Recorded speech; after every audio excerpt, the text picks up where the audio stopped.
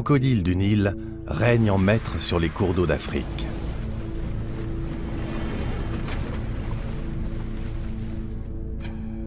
C'est l'un des reptiles les plus impressionnants et les plus redoutés au monde.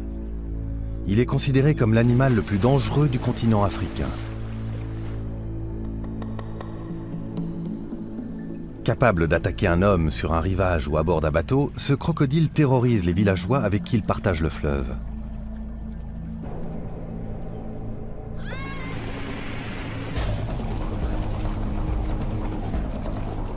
On ignore à peu près tout de son comportement sous l'eau. Brad Bestelink, caméraman spécialisé dans les documentaires animaliers, est bien décidé à en savoir plus. Lors de sa mission, il sera amené à plonger dans l'Okavango, dont les eaux sont infestées de crocodiles. Son objectif, filmer ces créatures imprévisibles sans matériel de protection. Personne n'a encore jamais osé se lancer dans une telle aventure. Il va suivre ses prédateurs dans leur élément naturel.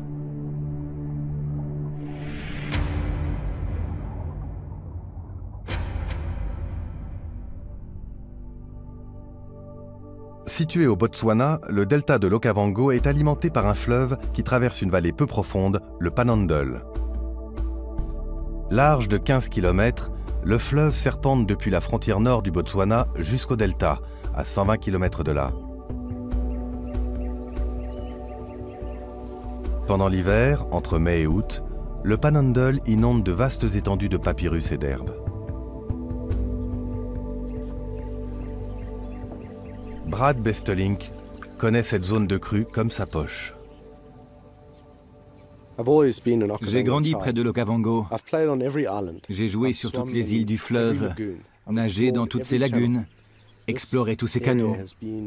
C'est mon terrain de jeu depuis toujours. Brad revient chaque hiver filmer les créatures étonnantes qui peuplent le Panhandle. Il ne manque pas de sujets, car en cette saison, un grand nombre d'animaux rallient cette région luxuriante pour se nourrir et se reproduire. Les plus imposants résidents de la vallée, les hippopotames, creusent des canaux dans les champs de roseaux qui s'étendent à perte de vue. Le cob de l'Etchoué est une antilope aux sabots écartés, adaptée à la vie dans un environnement aquatique. Les oiseaux s'en donnent à cœur joie, insectes et poissons pullulent dans le fleuve, ses affluents et ses lagunes.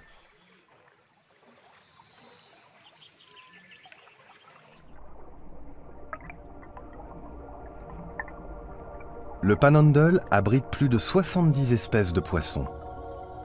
Les plus petits et les plus jeunes vivent dans les lagunes de nénuphars, loin des prédateurs qui rôdent dans les canaux plus larges.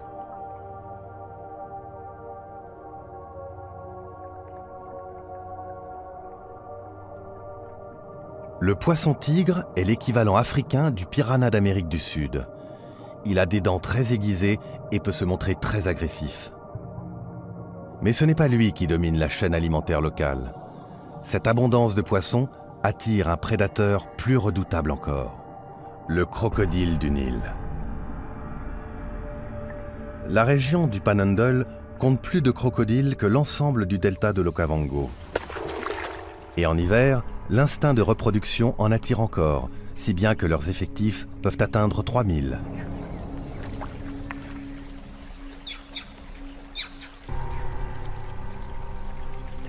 Ces eaux poissonneuses ne sont pas appréciées que des crocodiles, elles intéressent aussi les hommes. Ils investissent progressivement les lieux, disputant aux reptiles le territoire et les ressources de la région.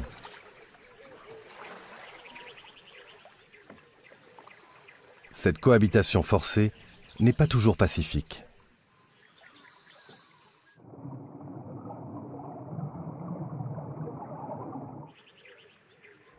Les attaques de crocodiles sont de plus en plus fréquentes.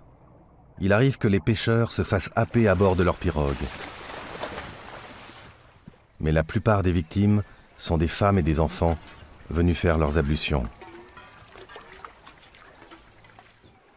Sur les 750 attaques mortelles de crocodiles recensées annuellement en Afrique, 15 ont lieu au Botswana.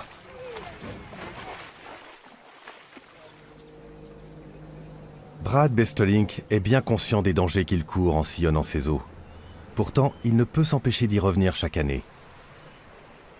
Cette fois-ci, il est venu avec sa famille. Ses enfants constituent la 5e génération de Bestelink nés au Botswana. Comme Brad, ils sont fascinés par cette région. Andy, l'épouse de Brad, est aussi férue d'aventure. Brad et moi sommes très curieux. On a tous les deux envie d'explorer le monde pour mieux connaître notre environnement. Pourtant, une mère commence toujours par s'inquiéter. Au départ, j'avais très peur de les emmener dans cette région. Mais ce n'était pas justifié parce qu'ils s'épanouissent vraiment ici. Ils s'y sont adaptés très facilement. Ils n'ont peur de rien. Peu de gens connaissent aussi bien que Brad le Panhandle et sa faune. Il a commencé à les filmer il y a plus de 10 ans. Mais le documentariste est subjugué par un animal en particulier, le crocodile du Nil. Il souhaite filmer ce redoutable prédateur sous l'eau, une entreprise jamais tentée auparavant. Brad a entrepris de documenter la chasse des crocodiles sur la Héronnière, le territoire de reproduction des oiseaux serpents et des cormorans.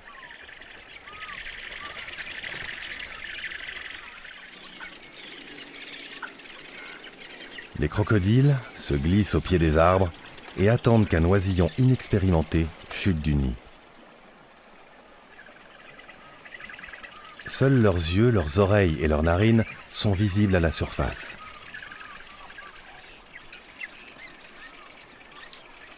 Impossible alors d'évaluer leur gabarit. Brad est prêt à filmer l'attaque.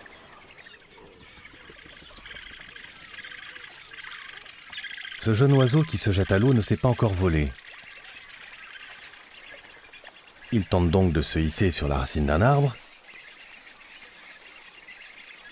Mais l'oiseau serpent est plus à l'aise dans l'eau. Il est gêné dans son ascension par ses pattes palmées et son long cou.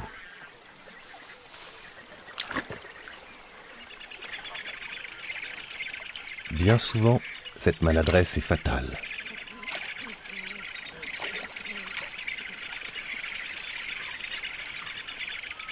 Après avoir capturé sa proie, le crocodile disparaît sous l'eau. On ignore ce qu'il fait une fois immergé.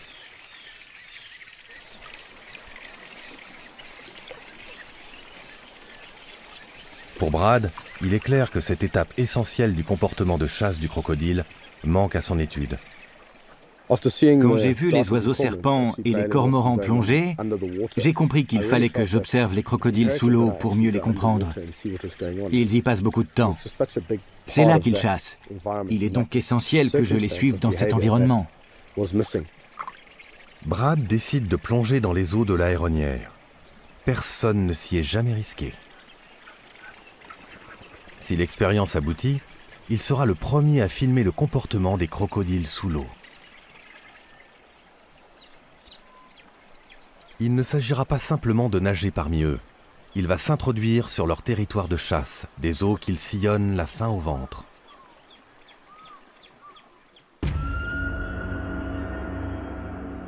Il a tout intérêt à bien préparer son expédition. Il devra savoir quoi faire en cas de confrontation. Le scientifique Vince Shax va lui prodiguer quelques conseils.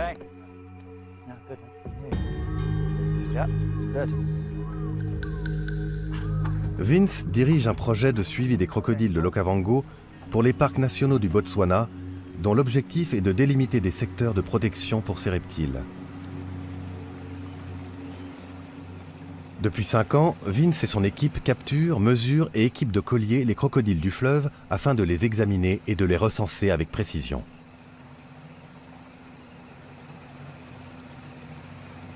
Small, éteins la lumière.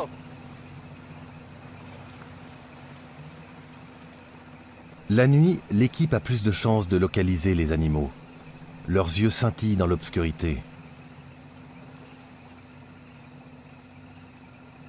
Il comporte une couche réfléchissante qui permet d'augmenter la quantité de lumière captée par la rétine. Ainsi, les crocodiles repèrent leur proie plus facilement.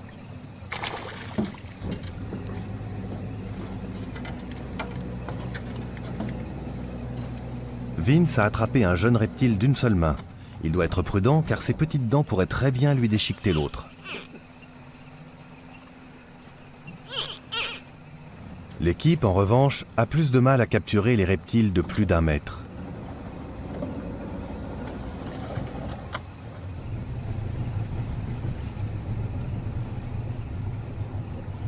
Sur l'embarcation, seul le projecteur servant à localiser les crocodiles est allumé. Brad et Vince, tapis dans la pénombre, peuvent approcher leur cible en toute discrétion.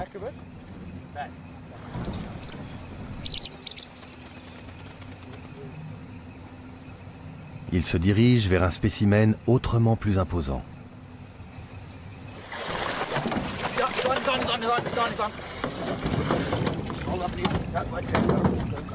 L'équipe s'efforce d'agir vite afin de minimiser son stress.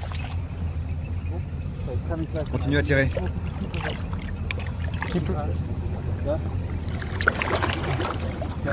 Passe-le autour de sa gueule.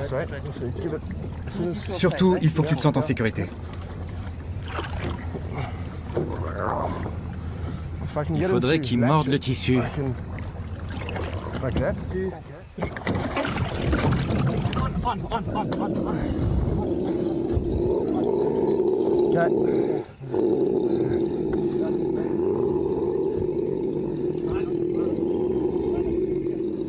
Vince bande les yeux de l'animal dans le but de l'apaiser. Sa méthode est efficace. Prêt? 1, 2, 3. On le retourne. Attention à sa queue. La queue, c'est bon? Assieds-toi là. Les scientifiques retournent l'animal pour savoir si c'est un mâle ou une femelle. Bon, c'est toi qui vas commencer.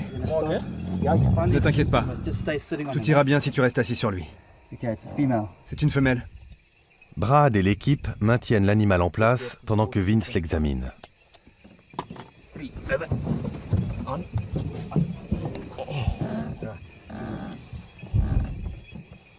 Un quart d'heure plus tard, le scientifique a recueilli toutes les informations qu'il souhaitait. Ce sont des crocodiles de cette taille qui peuplent les canaux en cette saison. Vince et ses collègues ont capturé et identifié 2500 individus. L'hiver est la saison la plus propice à cette étude. En effet, les crocodiles affluent vers le Panhandle pour se reproduire. C'est aussi la meilleure période pour plonger, car la clarté de l'eau est optimale. Pour l'instant, l'eau est très claire et il fait encore froid. On a combien de temps pour plonger, à ton avis? Il faut le faire le plus vite possible, avant que l'eau se trouble et que l'atmosphère se réchauffe. Toi qui connais bien les crocodiles, comment penses-tu qu'ils vont réagir? Je ne sais pas trop. Cette expérience est une première. Personne n'a passé beaucoup de temps avec eux sous l'eau.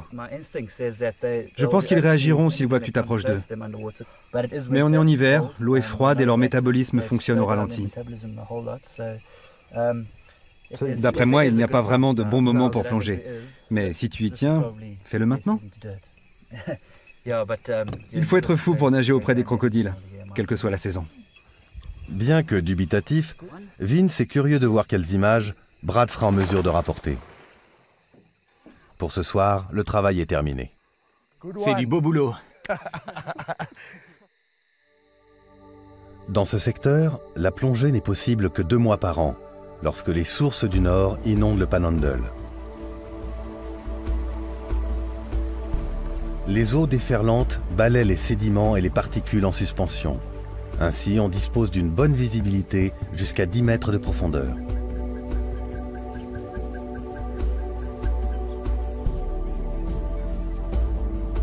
À la fin de l'hiver, le niveau d'eau baisse. Un autre facteur facilite la plongée à cette époque de l'année, la température de l'eau. En hiver, l'eau est froide. Le métabolisme du crocodile ralentit. Il mange moins et est beaucoup moins actif pendant cette saison. Les crocodiles seront donc plus léthargiques, moins agressifs.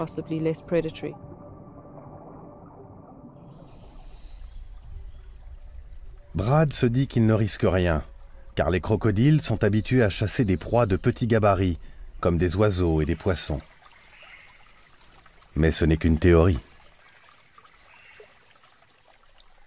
Il espère que les reptiles seront découragés par sa taille.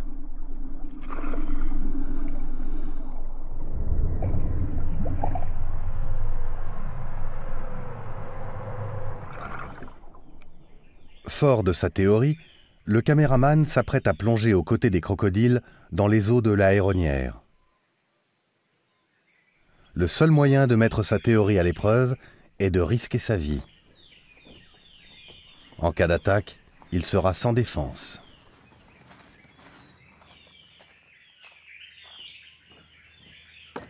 Andy, l'épouse de Brad, est monitrice de plongée. Elle va accompagner son mari pour plus de sûreté. Quant à Vince, il les suivra en bateau.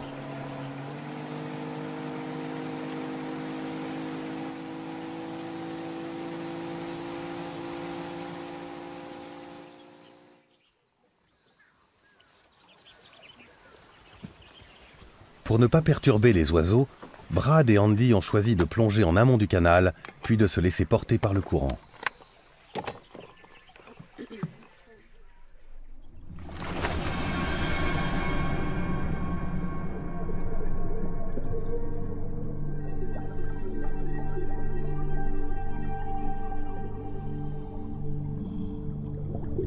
Les deux plongeurs, qui dérivent rapidement, découvrent d'immenses arbres entièrement immergés.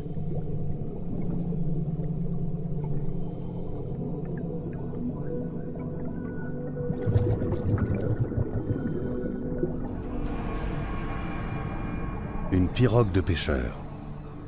La théorie de Brad serait-elle erronée? Chaque année, des pêcheurs de l'Okavango disparaissent. Généralement, on ne retrouve rien des gens dévorés par les crocodiles.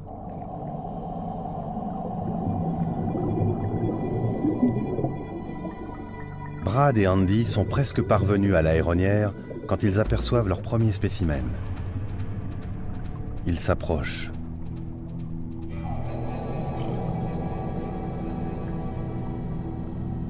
Les plongeurs suivent le prédateur qui glisse par-dessus les branchages.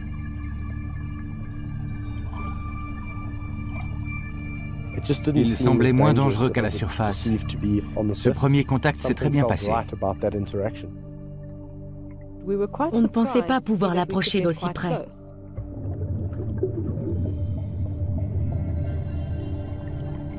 Dans l'eau, le crocodile se déplace avec grâce. Il se propulse grâce à sa queue puissante et replie ses pattes contre son corps afin d'offrir moins de résistance à l'eau. Pour interrompre son élan, il déploie ses pattes palmées.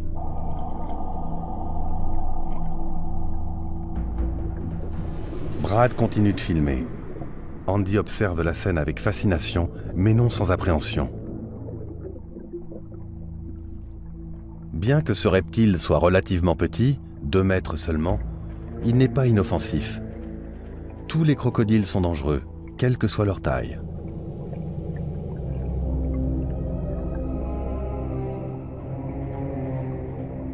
Mais ce n'est pas la première fois qu'Andy nage aux côtés d'un gros prédateur.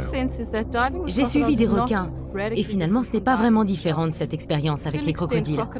Mais comme personne n'avait jamais nagé aussi près des crocodiles, on ne savait vraiment pas à quoi s'attendre. Celui-ci s'évanouit dans un nuage de sable. Et c'est peut-être mieux ainsi. Brad et Andy seraient totalement démunis en cas d'attaque. L'Aéronnière est toute proche. Andy, agrippé à une branche, surveille la progression de son mari.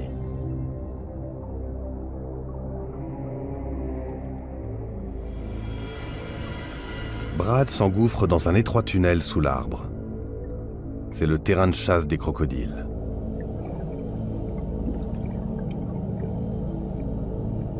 C'était assez effrayant. En quittant les profondeurs, nous avons rejoint un haut fond. Même si la prudence était de mise, nous étions ravis de découvrir ce nouveau territoire. Brad s'approche du crocodile.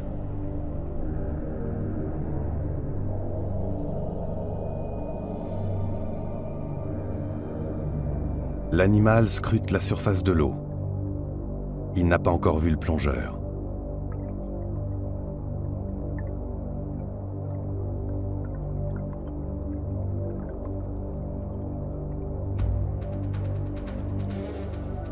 Brad s'avance.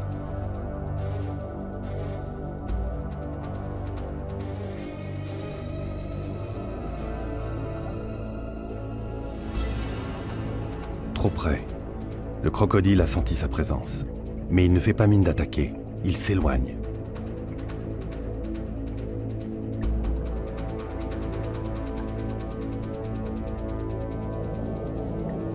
Il est trop rapide. Brad ne peut pas le suivre.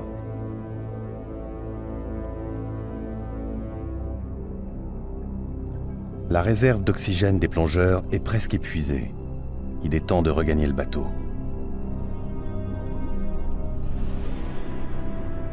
Ils savent que la phase de remontée est critique, car c'est en surface que les crocodiles préfèrent attaquer.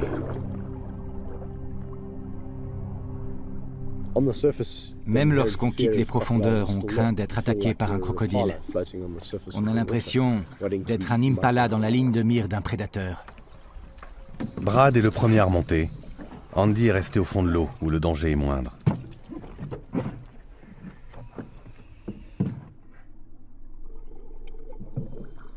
Puis Brad et Vince aux aguets, elle se hisse sur le bateau.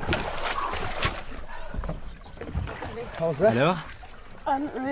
C'était fantastique. On en a vu 2. Je ne pensais pas qu'on pourrait les suivre d'aussi près. C'était extraordinaire. La première tentative de Brad et Andy a dépassé leurs espérances. Pourtant, ils ne comptent pas s'arrêter en si bon chemin. L'ivresse de l'aventure les pousse à vouloir ramener plus d'images. Andy et moi avons nagé aux côtés d'un crocodile pour la première fois. C'était un moment grisant. On sent une montée d'adrénaline, en plus de la fascination. C'est la première fois qu'un caméraman filme des séquences sous-marines présentant un crocodile du Nil en milieu naturel. Cette plongée marque un tournant important.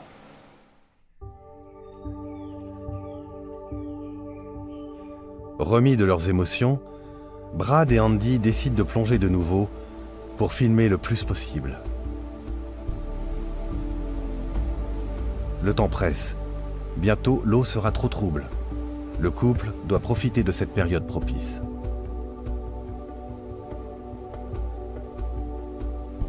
Ils sillonnent les canaux à la recherche de crocodiles lézardant au soleil.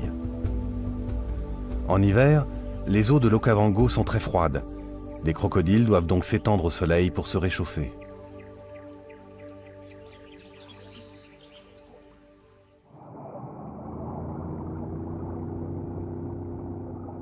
Celui-ci a entendu le bruit du moteur. Il plonge. Brad et Andy le suivent tout en se laissant porter par le courant. Ils cherchent le crocodile qu'ils ont aperçu sur la rive.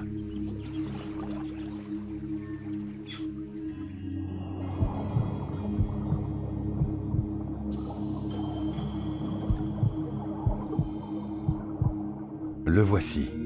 Il est couché au fond de l'eau, immobile. En ralentissant son rythme cardiaque, le reptile peut rester immergé plusieurs heures sans reprendre sa respiration. Mais attention, il n'en est pas moins dangereux pour autant. Brad avance avec précaution. Si l'animal se sent pris au piège, il peut l'attaquer. 3,50 m de muscles et une mâchoire capable d'arracher le bras d'un homme. Brad s'approche. Il se demande si le crocodile le voit avec précision. Lorsqu'il est sous l'eau, l'animal voit flou à cause de la membrane nictitante qui recouvre son œil. Mais comme le requin, le crocodile est doté d'un 6e sens. Des récepteurs de vibrations situés autour du museau lui permettent de détecter les mouvements. Ainsi, il peut chasser des poissons dans l'obscurité. Sentant que la créature qui l'approche est plus imposante qu'un simple poisson, le crocodile préfère fuir.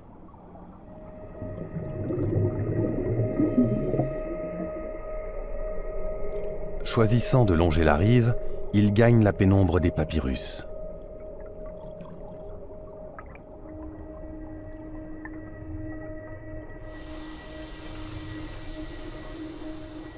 Tout à coup, il disparaît.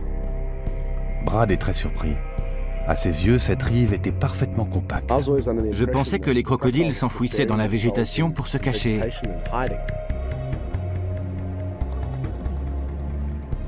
Stupéfaits, Brad et Andy vont examiner l'antre secret du reptile.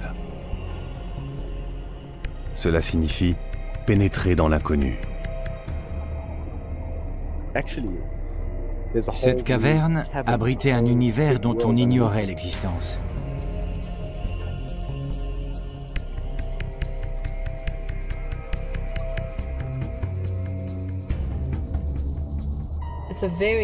C'était assez angoissant de nager dans cette grotte. Le plafond était très bas. Les filaments blancs des papyrus ressemblaient à des vers luisants. C'était un monde de ténèbres. Brad allume le spot de sa caméra pour illuminer la caverne. Dans les racines des papyrus, les plongeurs aperçoivent d'étranges poissons nageant la tête à l'envers. Un gros poisson-chat avance tranquillement au fond de l'eau.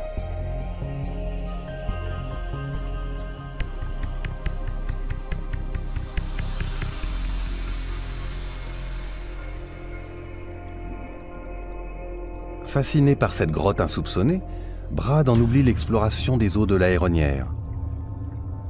Dans cette zone sombre et exiguë, les crocodiles sont dans leur élément et les plongeurs sont des intrus.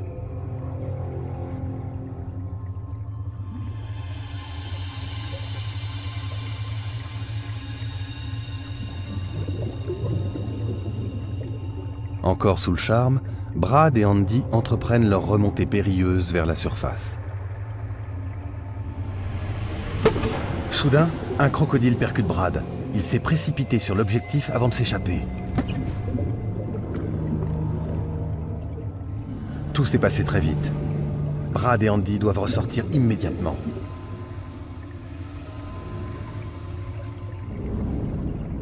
Le reptile cherchait-il vraiment à attaquer Brad ? Dans ce cas, pourquoi a-t-il surgi la gueule fermée ?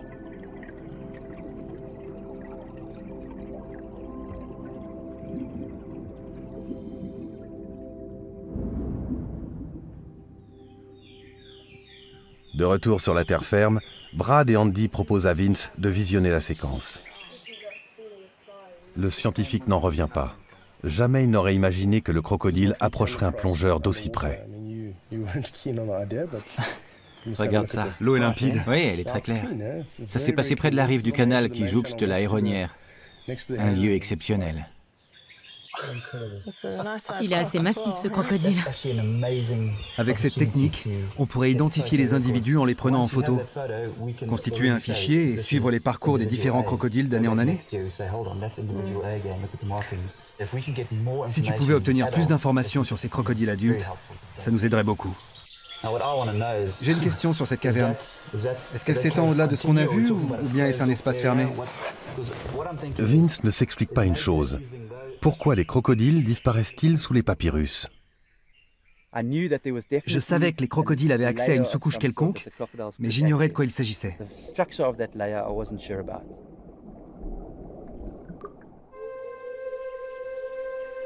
À présent, Brad et Andy se posent 1000 questions supplémentaires sur les crocodiles et sur ces grottes. Le documentariste n'a plus beaucoup de temps pour filmer le reptile dans son élément naturel. S'il ne saisit pas sa chance, il devra attendre l'année prochaine pour recommencer. Les tiges et les feuilles du papyrus contiennent une grande quantité d'huile qui fait flotter la plante. En se maintenant à la surface, le papyrus crée une zone d'obscurité sous l'eau.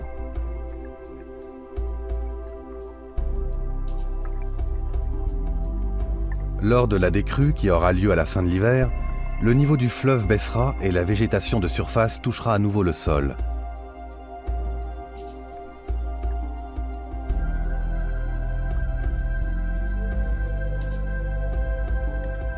L'antre secret des crocodiles sera inaccessible jusqu'à l'hiver prochain.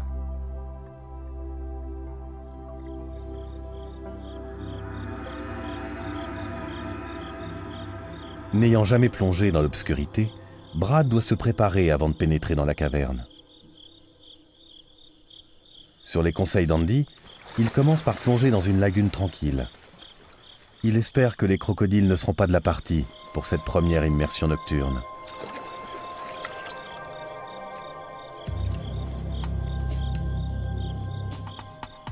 Les plongeurs ne voient rien en dehors du faisceau des projecteurs.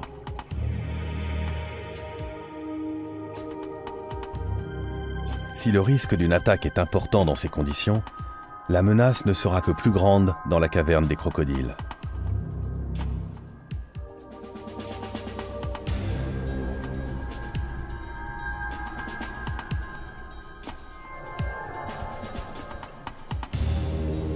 Cette expérience permet à Brad de mesurer les dangers auxquels il va s'exposer.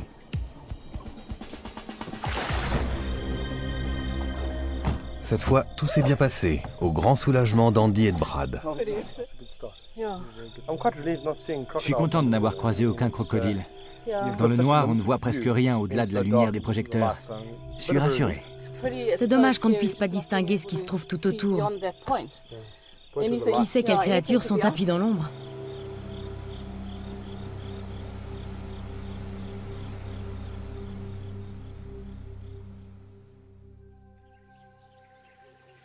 En hiver, dans le Panhandle, l'air est frais et l'eau affiche 15 degrés. Brad et Andy attendent que les crocodiles viennent se réchauffer au soleil.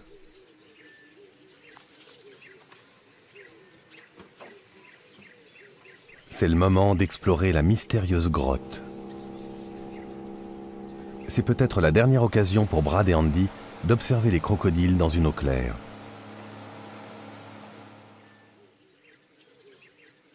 La décrue a déjà commencé, comme en atteste cette marque sur les roseaux.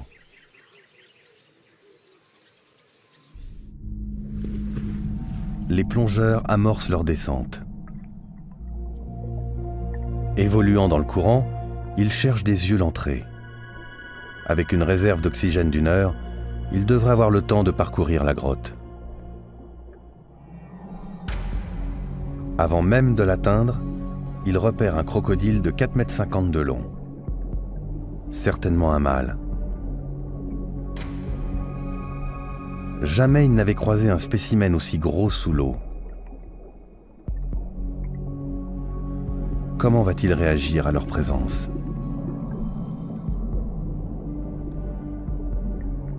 Il s'éloigne paresseusement.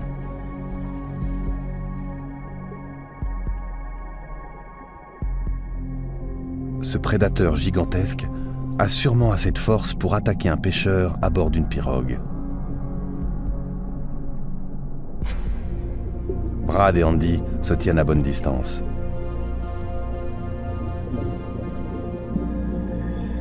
Le reptile se cache dans l'obscurité d'une crevasse. À côté du crocodile, Brad semble minuscule.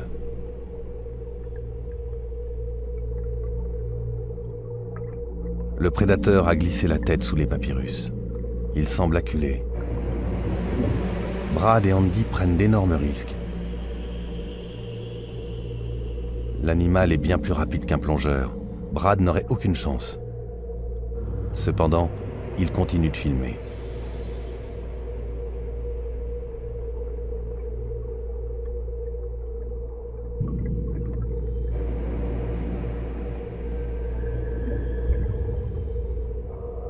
Puis l'animal s'avance pesamment dans l'obscurité.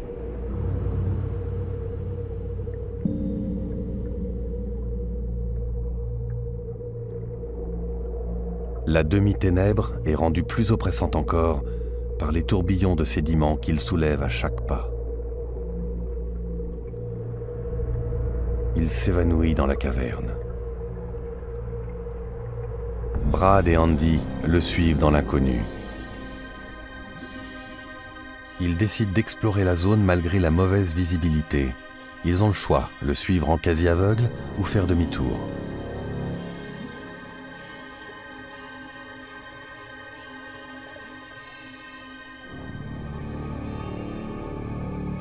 C'est un monde surprenant, un peu hostile. Je n'étais pas très rassuré. Parfois, un rayon de lumière perce depuis la surface et illumine une petite partie de la grotte. Les plongeurs entreprennent de suivre les nuages de sédiments. C'est le seul moyen pour eux de ne pas perdre la trace du reptile.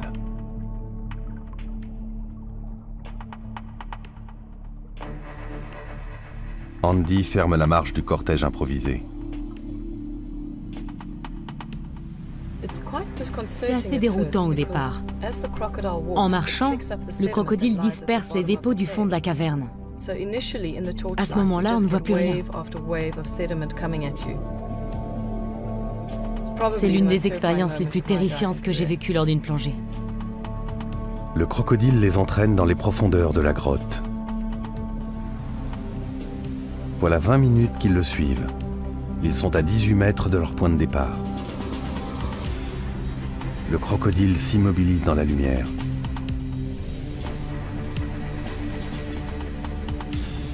Brad ne se laisse pas impressionner et continue de filmer le reptile. Qui bougera le premier? Les dents très blanches du crocodile ressortent très nettement dans cet espace si sombre. C'est magnifique. J'étais soulagée de revoir le crocodile finalement, parce que c'était vraiment effrayant d'avancer dans le noir. Le crocodile reprend sa route. Concentrés sur leur filature, les plongeurs n'ont pas fait attention au chemin qu'ils ont emprunté. Il leur reste 20 minutes de réserve d'oxygène. Le prédateur n'est qu'à quelques dizaines de centimètres. S'ils font demi-tour maintenant, il pourrait les attaquer. Dans une grotte comme celle-là, on est rapidement désorienté. Quand on suit un crocodile, on ne sait plus où on se trouve, ni où est la sortie.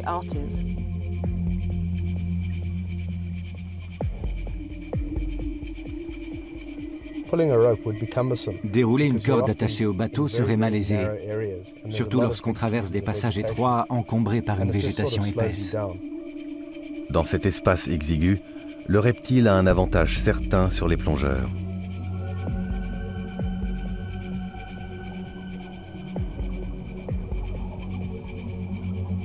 Une fois de plus, il s'arrête. Il semble indécis. Va-t-il attaquer ou prendre la fuite? Il choisit la seconde option.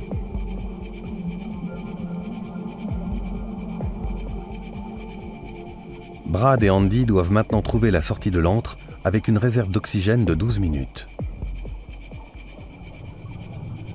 Brad balaye la caverne à l'aide de son projecteur. Soudain, il distingue un autre crocodile. Il est plus petit que le premier. Il pourrait s'agir d'une femelle.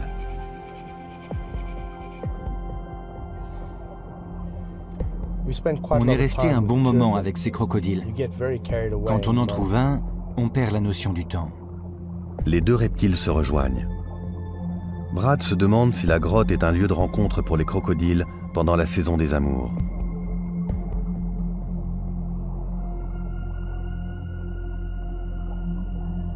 On n'en saura pas plus. Ils disparaissent dans l'obscurité de la grotte, emportant leurs secrets avec eux.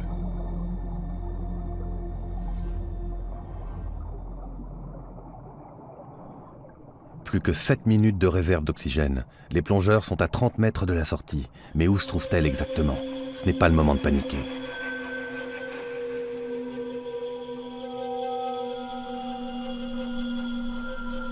Ils balaient l'espace à l'aide de leurs projecteurs. Mais les rayons percent à peine l'épaisse noirceur environnante. Je n'avais aucune idée de la distance qu'on avait parcourue dans la grotte. J'étais complètement perdue, mais Brad, lui, semblait savoir par où aller. Brad suit un courant très léger dans l'espoir qu'il mène à la sortie. Et c'est le cas. Les plongeurs aperçoivent enfin la lumière extérieure. Ils utilisent les dernières minutes de leur réserve pour l'atteindre. Cette plongée est une grande réussite. Alors qu'ils comptaient simplement filmer les crocodiles dans l'eau, Brad et Andy ont vécu une aventure aussi dangereuse qu'extraordinaire.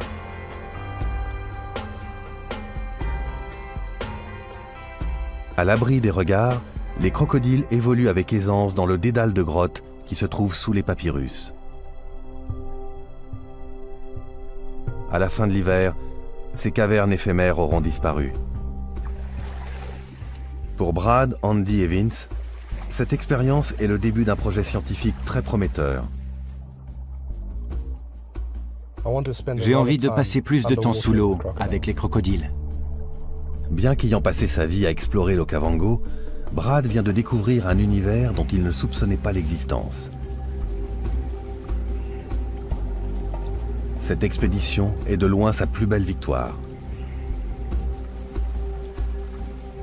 Il a osé pénétrer le domaine du crocodile du Nil pour filmer des séquences inédites qui ouvrent des perspectives sur le comportement de ce reptile.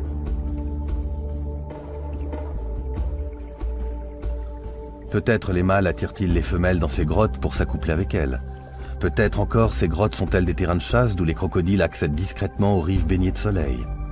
Grâce à ces images, Brad nous emmène avec lui sous les papyrus.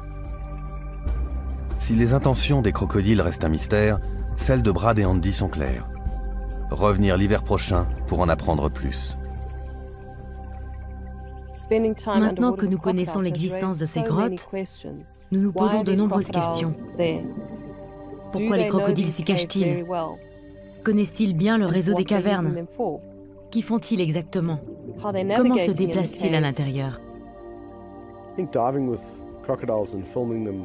Cette expérience de plongée aux côtés des crocodiles nous a donné envie d'analyser davantage leur comportement. Nous venons de découvrir un nouveau domaine d'étude. Il y a encore beaucoup à apprendre.